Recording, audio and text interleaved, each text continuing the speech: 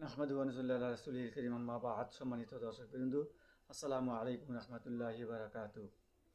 ওসিয়ত প্রসঙ্গে আলোচনা। ক্বালা রাসূলুল্লাহ সাল্লাল্লাহু আলাইহি ওয়াসাল্লাম, মান কাতাআ মিরাসু ওয়ারিসাতু কাতাআ আল্লাহু মিরাসু মিনাল জান্নাহ ইয়াওমাল কিয়ামাহ। ইবনে মাজাহ। রাসূল সাল্লাল্লাহু আলাইহি সাল্লাম বলেছেন,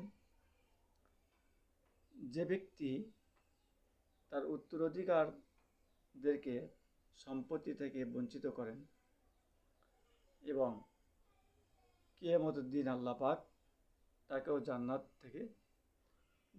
যাওয়া থেকে বঞ্চিত রাখবে। কারণ আত্মীয়তার ভয়ে, লোকজনের ভয়ে, ভাগিদারির ভয়ে যারা সয় সম্পত্তি ওসিয়ত করে যায় অথবা কাউকে দান করে বা নেকে দিয়ে যায়, কিন্তু হাসরের ময়দানে আল্লাহ পাক তাকেও জান্নাত থেকে বঞ্চিত করবেন। সুতরাং যার সম্পদ তার কাছে যাবে। আমরা ক্ষণস্থায়ী জীবনে সম্পদ নিয়ে অবৈধ কিছু করব না। যার যার হক সে পাবে, এতে কোনো সমস্যা নেই। আল্লাহ স্বয়ং কোরআনেও এ ভাগ বাটোয়ারা করে দিয়েছে।